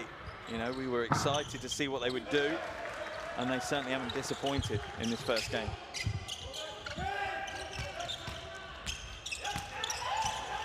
Mayo sees the press coming and almost try to look. There's 16 on the shot clock. Yeah, basically the pass has to be in the front court now. But they pointed to it. Yeah, it's going to drip to 15. If it drips to 15, then they're in trouble. Right. And they get over just in time. Navarro.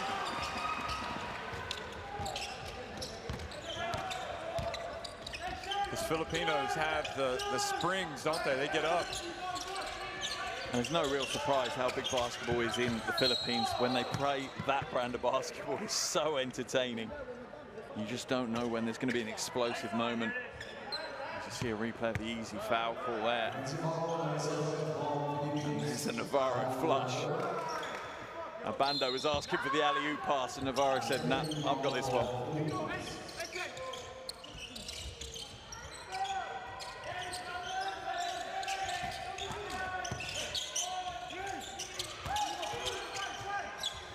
Good job, Aram knocking it away. And Tamayo pump fake and puts it up and in. And that's enough for Lebanon. They want a timeout to talk about it. Yeah, it's just on that verge now, isn't it? 7.5 minutes to play. They lead by 18. Normally, you would say that's enough, but the pace and the scoring rate that this game has been at points in the game, I think Coach El Haj is absolutely right, just to put a stop to that little bit of momentum the Philippines have developed. Hey guys, let's go, man. Let's finish the show. Go on. You have to listen and play system. No way. You have to understand what they are playing. You have to notice every time you go ahead, they are turning for zone. So this guy is attacking, this one will roll. I want second big guy here. You can receive the ball and you can set one more flare. If this guy drive, you can go for two guys in the corner. I have first guard, second guard. But the most important, set it the screen from the top. Don't ice. I don't want to go. I want you to go from here. This one will roll. Flash for high-low and you have continuation. Let's get back on transition. This is if we play ahead. If we don't play ahead, let's go now. Guys, Our side, hey, stick to the fucking plan, guys. Let's go. Side. Yalla. Yalla, guys, defense on 3, 1, 2, 3. Well, a little bit of colorful language. If you heard that, apologies. But anyway, it happens. Part and parcel.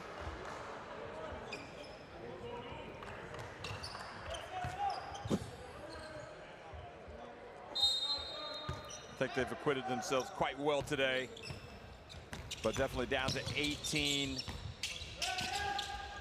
And they don't want this run to continue. There is Arledge short, and another chance for Philippines. And the way Philippines play, well, and that's, you know, this could disappear in a hurry. Yeah. If all of a sudden, Lebanon go off the boil. Yeah, and this is where, for me, Coach Les needs to look at it, and people like Parks come into the game who can shoot the ball. You're going to have to start scoring in a hurry. Yes, you need some athleticism to get to the basket, but you also want those players that can spot up and put up the threes. Like Tamayo, banking it in. How did you like that deposit? At this stage, I think the Philippines will take points any which way they'll come. Although I think the backboards are in some danger if Tamayo keeps shooting like that. And right now, Lebanon, despite being up by 15 points, are wobbling just a little bit. Just a little. That's the right term. There's a little wobble. It's not full meltdown. It's just a little wobble, a little nervous wobble. And again, not able to finish that, and almost the very exciting Abando diving for that ball.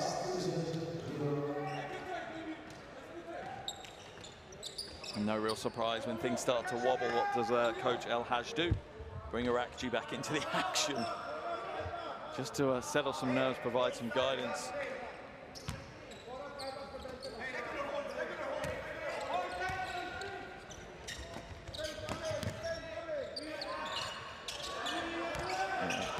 No real surprise that Arakji has the ball in his hands at this stage.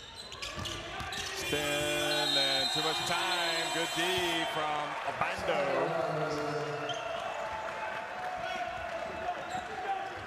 And it sounds crazy, but I don't mind that too much if I'm from Lebanon. That's 24 seconds off the clock. If you have to grind it out, it's a 15-point lead. Well, if you're trying to 6 minutes. put like a bright outlook on it, that's the case. If you want to be the optimist, but I'd rather that than nothing. They're jacking a shot like 2-3 seconds into the shot clock, like we've seen a lot today. I'd rather they were a little bit longer in the shot clock. Bando couldn't quite control it. Great effort though by Aram Abando for three. Oh, what did you see? Arledge go up, try to get the basketball. He comes down hard, and now Tamayo goes up, and he went up like a man. And now it's a 13-point deficit, and Philippines are definitely battling their way back into this game. Yeah, and the Filipino fans in the stands are certainly enjoying the fight back, that's for sure. Interception coming this way. Balangel, Abando on the break. Tamayo battling, and Philippines, boy, had that one gone, the house back in Manila would have come down.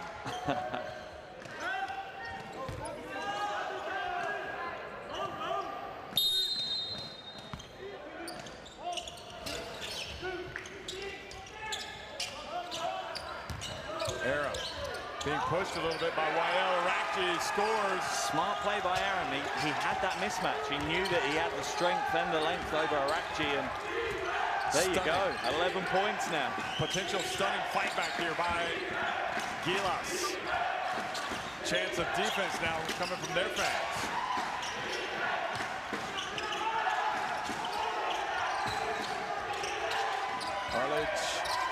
Is everything on? And boy, that was right at the end of the shot clock. And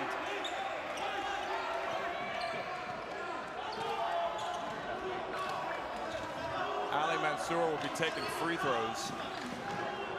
And all of a sudden, these free throws come with a side helping of pressure, which we weren't expecting a mere 2 minutes ago. The Philippines looked not quite dead and buried, but halfway down at least.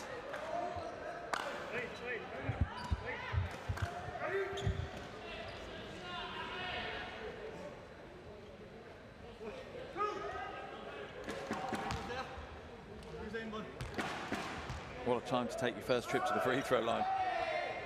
They shot it well from the line tonight. Very well, Lebanon. Shooting in the 90s. 17 of 18. 94%. Both teams have shot well from the free throw line. Just the Philippines haven't got there that often. Look at the hustle from Tamayo. Needs to get it up over the half.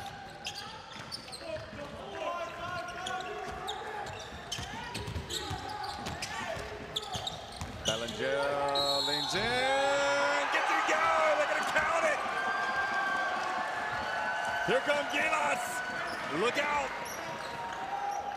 This will be an absolutely historic win for the Philippines if they can come back into this game. An absolutely unreal performance.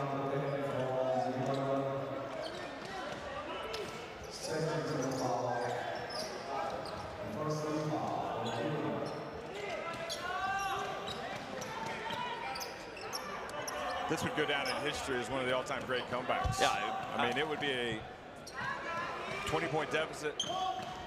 Fighting back from that. 22 points. That's crazy to fight your way back from 22 points down, and that's 22 points down really at the start of this quarter. And now they're within 10, and there's loads of time left on the clock as well. This isn't like a rapid fight back now either. They can take their time to work their way back into this, especially the way they've been playing. Outscored Lebanon 15-4 so far in this quarter. And they covered the pass to Ezzedine Wells, 6 on the shot clock. And I don't know what it is.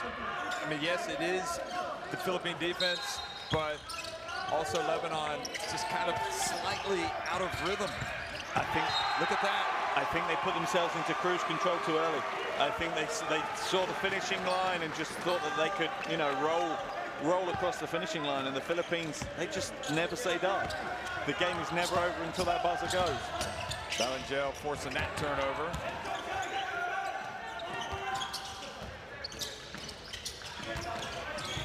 Tamayo. Aram. And that, you just feel like now the old Lebanon would have just gone straight for the basket on that. Yep. But instead they pull it out. And they're looking to take time off the clock. Wael Arakji. Eldarowicz back to Wael Arakji. And still won't drop. What a rebound. I was about to say a bando. He's jumping on a trampoline down there. Interesting to see as well. Bellinger going for the foul, and now quickly. Beautiful bounce pass. Another swat from a bando. Oh, and the foul. Brutal for the Philippines. They hustle down. But Gilchian has been a thorn in their side all he truly night has. long. He truly has. What a performance from him. Absolutely phenomenal night that he's put in. He's put in yeoman's work for the Cedars. A little under 16 minutes he's played, and 16 points and 6 rebounds, and it's big plays at big moments in the game that he's come in and done as well. He's 18 points and 7 rebounds now after that. That's unreal. To step in off the bench, you know, first game of a major tournament, and to be able to put that performance in under this pressure is, yeah, a credit to him, that's for sure. Philippines now making the changes as well, with Keith Ravina and Parks coming back in. They can't slow down though, they'll have to put some energy into this. Bobby Ray back. And his big question is his three-point shot back? Tamayo, quick pass down low. Kiambao, oh, he misses the layup. And that's just the youth and the inexperience, the pressure getting too much for him. He'd make that shot 99 times out of 100.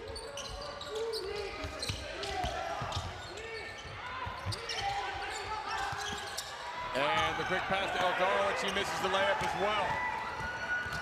Keeper Ravena pulls up, nope, now he sprints in, and the quick hands from Mansour, but he's called for the foul.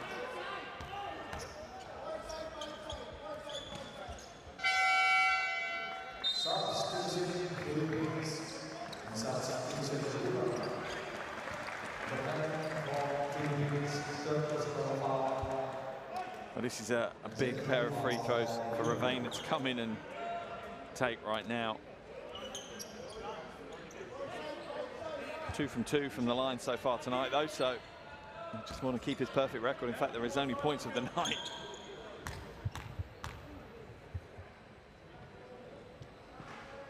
So both Ravenas on the court. Oh boy, he did so well. What did they cut it to? Was it 10 or 9? I think it was. Still so much time on the clock, though. 2 minutes 39 to play. The Philippines can't lose hope. If the odd possession doesn't go their way at the moment, it's okay. There's still plenty of time to work their way back into this one. It's back to 11 now. They'll need to be near perfect defensively now.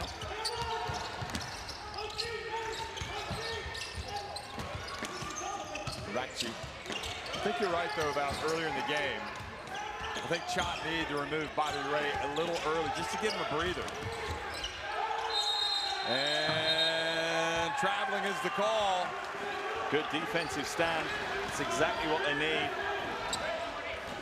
But they need to convert on the offensive end now. And where is their focus? What are they looking to get here? Are they looking to take it to the basket? Are they looking for someone to spot up for three? It's important that the team are on the same page. Otherwise, we could see a heartbreaking turnover. I don't think they're going to leave him a chance. Oh, good reach by Arledge, forcing the steal.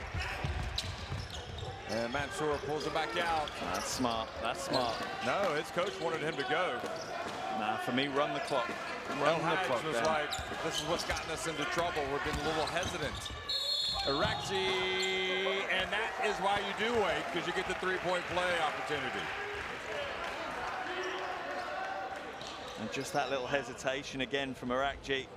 Signature move for him, really. Draw the body contact. And stays with the play all the way.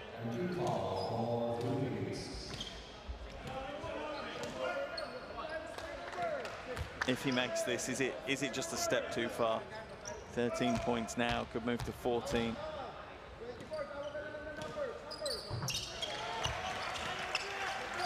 If there's a team here that can do it, I'd say it's probably the Philippines or Lebanon, to be fair, but it's been a brilliant fight back, but it might come up just short. Vena. Clock is the enemy now. They got to hurry. They got to go. Yeah, they do. Kiefer over to Tamayo. Mansour. And I guess maybe when you look back on it, the mountain was just a little too big to climb. Yeah. It didn't stop them from going up about halfway of the mountain, but now they've tumbled back down a little. Yeah, 22 points is tough to come back from. Yeah, 22 points is really a big ask at this level to come back from. If they kept it 13, 14, 15 points, then I think hope would have been greater, but yeah, too little too late from the Philippines. I mean, we got to be honest, Jad El-Hajj has to be happy with the way he's played. I don't think he should be too concerned that the Philippines went on a run and made things a little nervy there. I think this is all positives. Because they played, I mean, they were playing out of their skins. First of all, Lebanon, and then Philippines were playing out of their skin to come back. But this has tested the steel of Lebanon. Yeah, I think this is a good thing. They've gone through a battle tonight, and they've come out the other side with the win, with a good win. You know, it's going to be a double-digit win against a good Philippines team who've put a really good performance in on the floor. So from Lebanon's perspective, yeah, they'd have liked to have keep pushing and not had that kind of lazy moment, that lack of focus. But they're going to be happy. They're going to come away with the win. They're going to come away learning a lot about themselves as a team. And it really puts them in the driving seat within this group. Well, we know the Philippines can certainly be tough. Let's listen to Chot. And then orange four down. Orange four down, okay? City, Carl, it's a switch on you, just pass it around. City, City. And then whatever happens, let's spin back on defense and then switch tayo all the way, ha? Let's switch hard. Pagka gumamit ang ball skate si Araji, the-drive na yun ng todo. So don't relax. Stay low. Stay low on that switch. The drive siya, he's going to drive. Stop that, one stop. Let's go. Score tayo. And as much as the win might be a step too far now, points difference will play a part in this game as well, so they can't just let the game run away in the last minute and 12. They need to fight and try and reduce the deficit as much as they possibly can. Well, Para Cameron is in the house scouting this game, the coach of New Zealand, along with his staff, and I'm guessing they already had an idea how good these teams were, but watching this, they have to be thinking we are going to have to be really sharp and ready. I think they know the next two games for New Zealand against these two teams here are going to be much tougher tasks than they had against India today. Tamayo, how good is he? Wow. He is just an unbelievable talent. For someone that's got his body frame at 201 in height, the quick footwork is unreal. How quick that spin move is and how precise he is as well. He's not out of control when he's spinning, because you can see players often when they develop, they get that spin move, but they're not quite in control as they come out of it. But this guy's an absolute star. Yeah, I mean, he truly is. If he develops the way he looks like he is, then he could truly be a leader for the Philippines for a long time.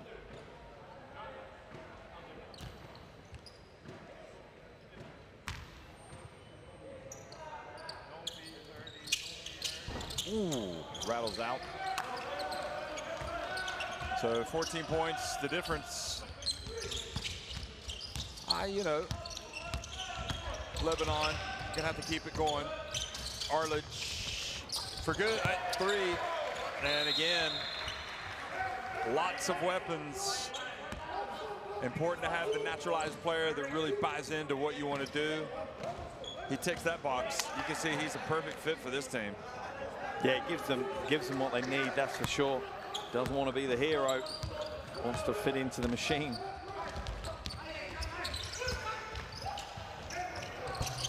There's Tamayo just confirming. Is there anything you can't do right now?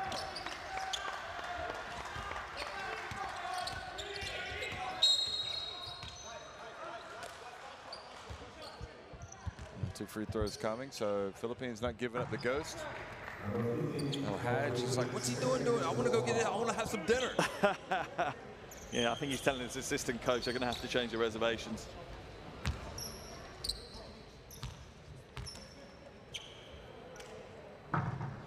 Ooh, it drops. Mansour.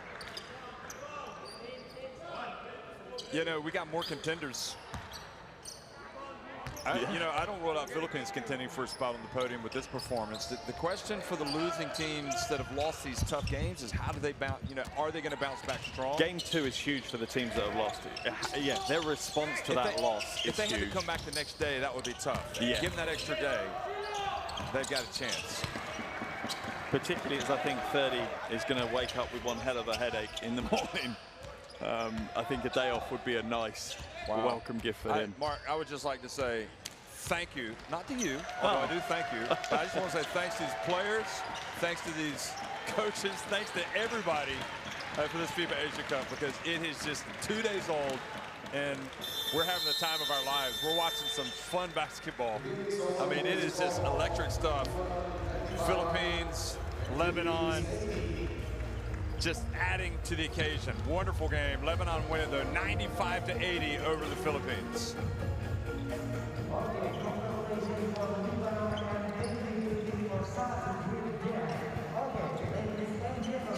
Thank you. Yeah, phenomenal performance from Lebanon, just so impressive. Under pressure throughout that game, different phases of pressure, you know, as they progressed through that game, but they seemed to deal with them. They weren't phased when the Philippines fought their way back into the game. They seemed to manage the situation exceptionally well, and Lebanon continued to impress. They entered, I think, the tournament as, you know, favourites to challenge for one of those podium finishes, and they've just reinforced that today. But I agree with you. I think the Philippines are an outside bet, but I wouldn't bet against them with regards to reaching the podium. Belangel leading them with 17 points, and Arakji leading Lebanon with 20. A hell of a game. It really was an important win, and it's all about, you know, sometimes you don't want to peak until the right time of a tournament, but I think the competition is so good that these teams, they need to be peaking right about now. And Lebanon are in a very good way. But as we look at Abando here, and remember this this play, we just appreciate just how good all of these teams are. Yeah, they truly are. You know, you're absolutely right. 8 games down and have been blown away. We've seen, you know, all the teams now, and I've been blown away by the level that these teams have turned at. The only one that really has shown signs of struggle was India. The other 7 teams are absolutely competitive. You know, you could put any of those 7 against any of the other 7, and I believe you'd have a good game. You'd have a very competitive, closely fought game.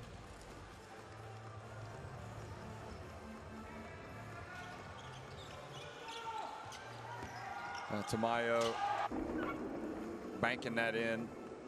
We'll have to ask him about that one. I don't think so. He'll take it. He likes the kiss.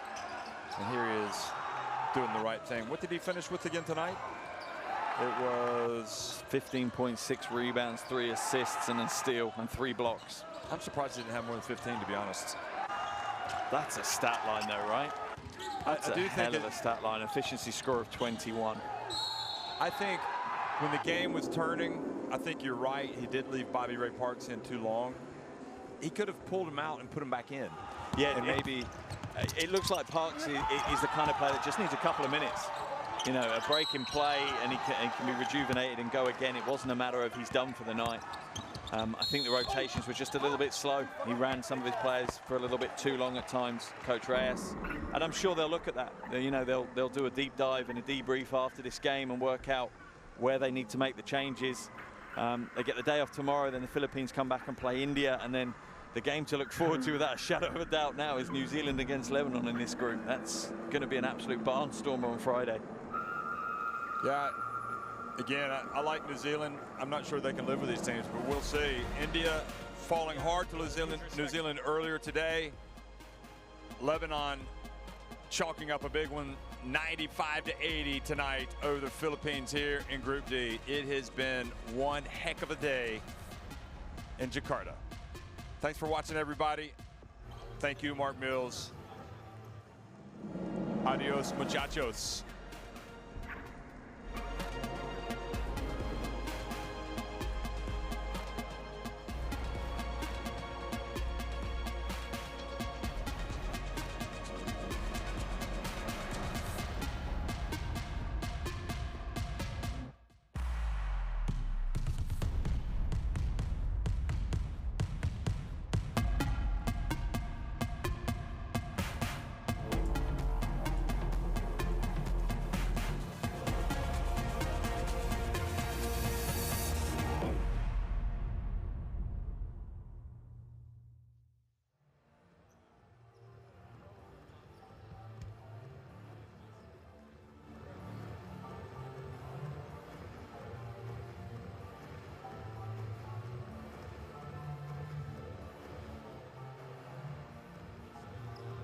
Yeah.